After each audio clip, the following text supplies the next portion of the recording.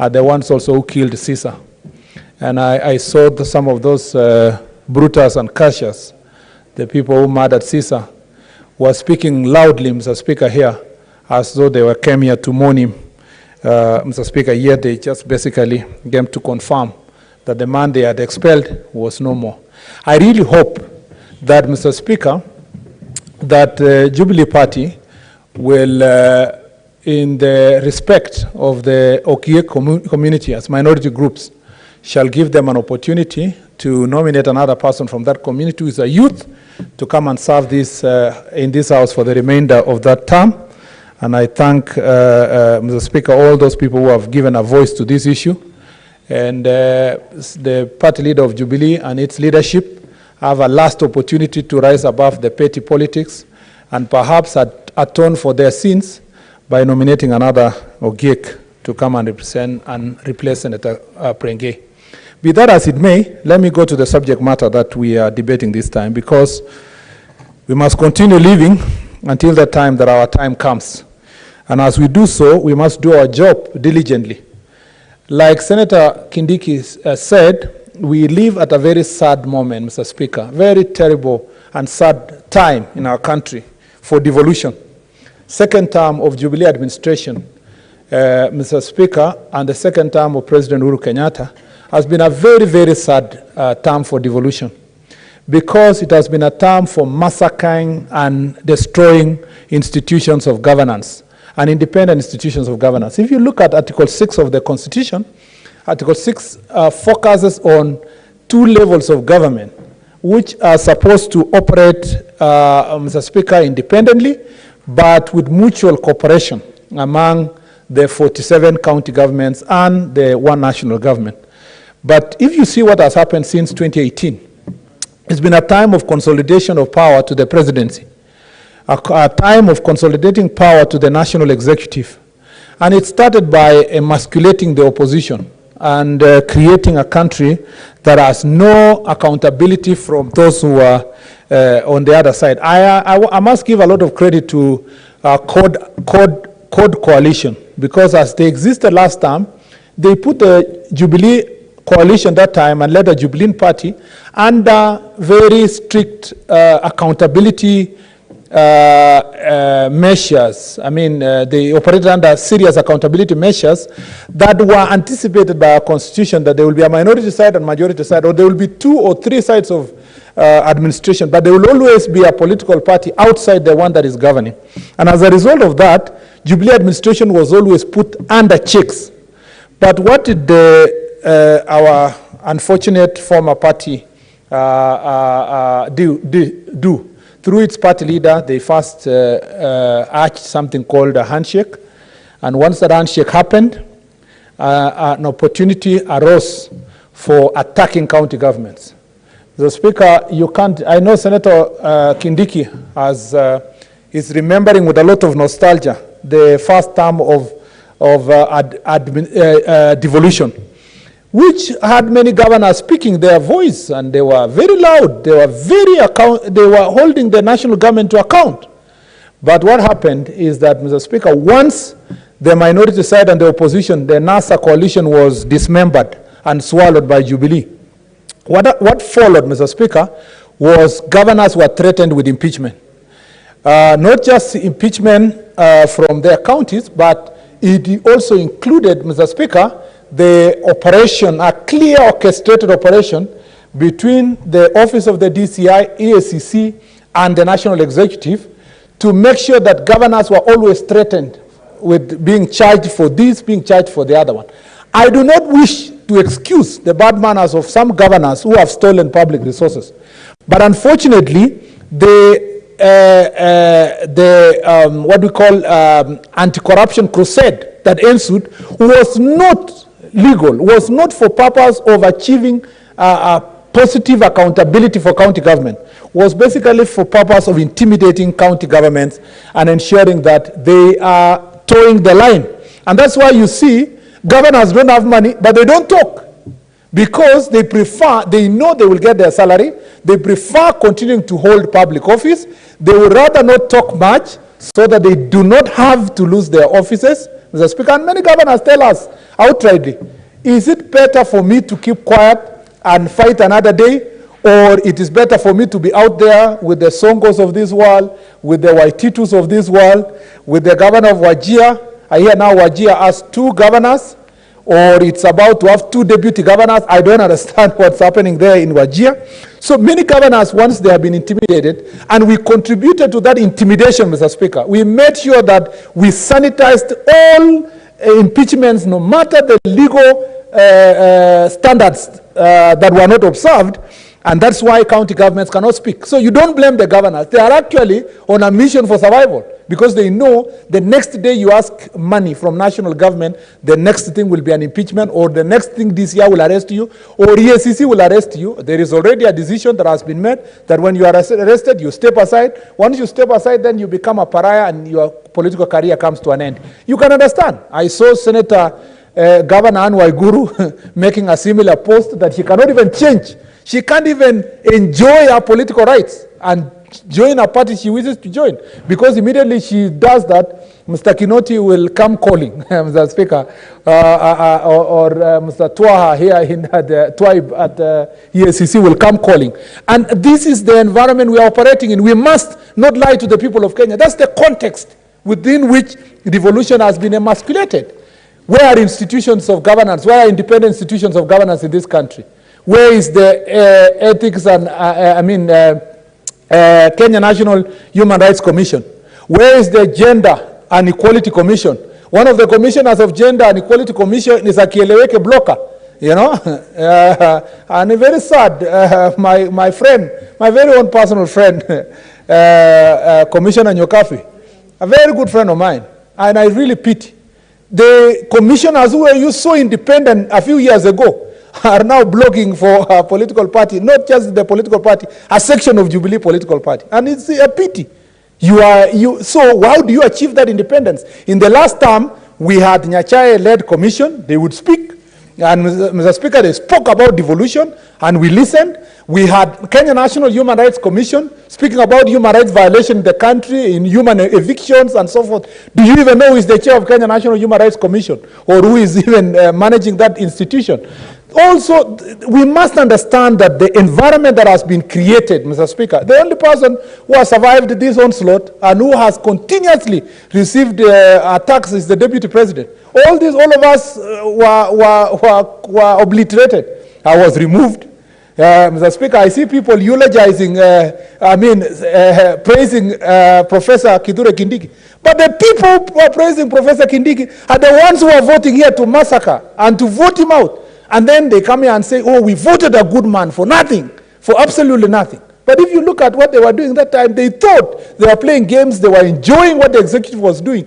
But where is this house now? Where are their majority leaders and deputy majority leaders? Where are their speakers and deputy speakers? Where is the leadership of the Senate? Why? The Senate has been weakened because of what we did ourselves. We accepted to be used and misused by the executive. Mr. Speaker, even those of us who used to work with the executive and were in leadership, we had the audacity to lead this house, to go to court. Senator Kindiki led us as majority leader, Mr. Speaker, and we went to the Supreme Court. That's why this house is still existing today. Senator Kindiki repeated again by going to the Court of Appeal and to represent matters of BBI. Otherwise, if BBI had passed, this house would be useless. All of you who are here who are men would have been called men reps to the Senate.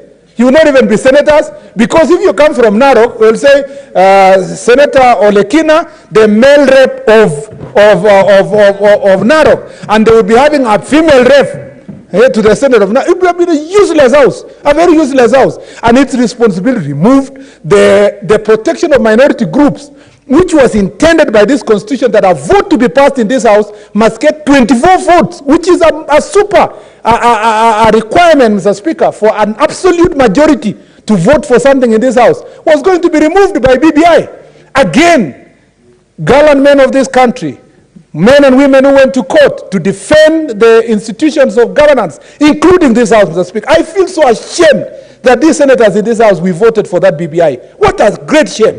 We absolutely were going to be a useless house, And I'm really, if there's something I'm celebrating today, why BBI collapsed, Mr. Speaker, is rather that if I come again to this house, I will come to some semblance of an institution that is still existing. BBI was going to obliterate this Senate and make it the most useless entity of governance. Yet, it has been the only entity that has stood firm for devolution. And Mr. Speaker, thank you, Senator Kindiki, my teacher, for doing a fantastic job in the Senate. I'll join you in the Supreme Court if these characters will take us there again, as they seem to do. And Mr. Speaker, these are the things we want to talk about. We are saying, Mr. Speaker, that... What is it, Senator Manzayo? Shukran, Bwana Speaker. Bwana Speaker, Senator Murkomen ni rafiki yangu sana, na singependa kumuingilia katikati akiwa yeye bado anaongea. Bwana Senator Murkomen yeye ni wakili, na anajua kwamba ikiwa jambo liko katika mahakama, si vizuri kuliongelesha kwa kina, hususan ikiwa unagusa ule upande ambao yale masharti yote yanayosema yako ndani ya koti hivi sasa, na ile koti kuu ambayo ni Supreme Court itayasikiza na kuweza kutafakari na kutoa uamuzi. Najua pale kuna ndugu yangu Profesa Kindiki, yeye pia atahusikana na jambo kama hilo. Lakini kwa ukweli nauliza kama ni sawa vile ndugu yangu Senator Murkomen anaendelea kuweza kujadili kadri ya vitu ambavyo viko katika koti hivi sasa katika Supreme Court, na itaweza kupewa date ambayo kesi hiyo itaweza kuendelea. Nafikiria kwa maoni yangu mimi, yeye anajua kama mimi, yeye ni wakili kama mimi, na mimi namheshimu sana kwa sababu mimi najua yeye ni mtu mshupavu. Lakini kwa upande huu nafikiria amevuka mpaka. Ingekuwa vizuri kama Bwana Speaker umuulize kama ni sawa ama si sawa kwa ile eneo ambalo amelifikia hivi sasa, na kama si sawa basi afadhali aliwache, lakini aendelee na yale mengine ambayo mimi hata nilikuwa nataka kumuunga mkono kwa yale mengine yote aliyosema. Asante Bwana Speaker. Mr. Speaker, Honorable Senators, let's restrict ourselves to the subject of the motion. Proceed, Senator Murkomen. Thank you, Mr. Speaker. Mr. Speaker, Senator Manzayo is perfectly in order to raise that issue, only that Senator Manzayo, as a former judge, knows that the proceedings are not yet live at the Supreme Court. There is only notice of appeal that has been filed. I am referring to proceedings that are already been concluded in the High Court and the Court of Appeal, and the judgment thereof, which we are free to discuss. When the proceedings begin, the judges will give directions, and of course we will all be, Mr. Speaker, be guided at that point in time.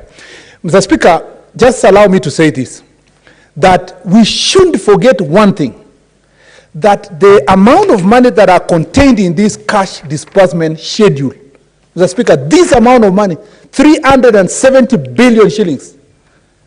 We got this money, Mr. Speaker, through sweat and fight. We couldn't even say hi. My colleague here, my neighbor, Senator Kika, we would not even shake hands with her. And that time, we were on the same side with Professor Kindiki.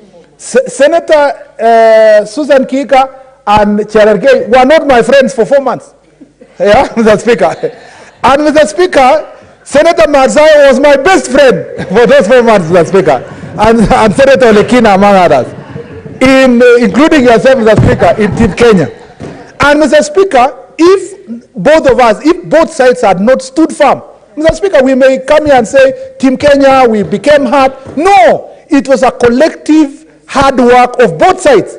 Because, Mr. Speaker, just imagine if the team led by Senator Kibiru and Susan and others had given up early and said, okay, we are not going to change anything, it will remain as it is, and we'll share the money, 316 billion as it is. Mr. Speaker, we could never have got 370. Because they made, Mr. Speaker, the 1 man, 1 shilling so important, and we made, Mr. Speaker, equitable distribution so important, the people at the top there, conceded to 370 billion. You know how we achieved 370? It's because the one man, one shilling group wanted to succeed without, Mr. Speaker, punishing those of us who are fighting for equity. That's how we got 370 billion. Mr. Speaker, we must not forget, Mr. Speaker, to celebrate as a Senate our greatest achievement amidst all this pandemic, amidst all the challenges we went through, Mr. Speaker, that negotiation we went through, and which made Senate a stronger house for the 4 months we had that negotiation, Mr. Speaker, made us achieve for the first time a leap from, Mr. Speaker, 316 billion to counties being given 370 billion, Mr. Speaker. No governor should walk around and feel like they are so proud of doing things on the ground there without giving due acknowledgement of the work we've done as senators, Mr. Speaker. At the beginning of this negotiation, my county was saying, oh, you know, Senator Murkomen is joining another group, our county is gaining. They were gaining a little amount of money. Now look at Elgeyo Marakwet County. They are jumping from equitable distribution of about 3.7 billion last year. Now they're getting 4.6 billion, Mr. Speaker. Why? Because the senator, Mr. Speaker, stood firm to fight for devolution in this house. And I want to tell Senator Kihika and other governors, I know Senator Kihika here, I don't know Mazai, it looks like you dropped your ambitions for governorship. But for Senator Susan Kihika, who is here, Mutula Kilonzo Jr., who is not here, Malala, Mr. Speaker, and many of us who are running for governorship here, I don't know, Kibiru is still debating, because, Mr. Speaker, without joining the Hustler Nation, I think Kibiru has to drop his ambitions, Mr. Speaker. But I'm just saying, all of us who are running for governorship here, Mr. Speaker, you must never forget the effort we put, and you must never forget when you become governors, Mr. Speaker, that we did a lot of work to ensure that Nakuru now county, Senator Kihika, is getting 13 billion from 10 billion shillings. Mr. Speaker, 10 billion to 3 billion additional money to Nakuru County government. Senator Susan Kihika, you must respect your next senator when you are the governor of Nakuru County. You must acknowledge that it is a collective effort of the Senate and county government for these resources to come. But some people are walking in the counties and saying, oh, nimewaletea barabara, I brought you road, I brought you hospitals. But they are not saying, if it was not our senator in the bush to fight for these resources, we would never have been where we are. Mr.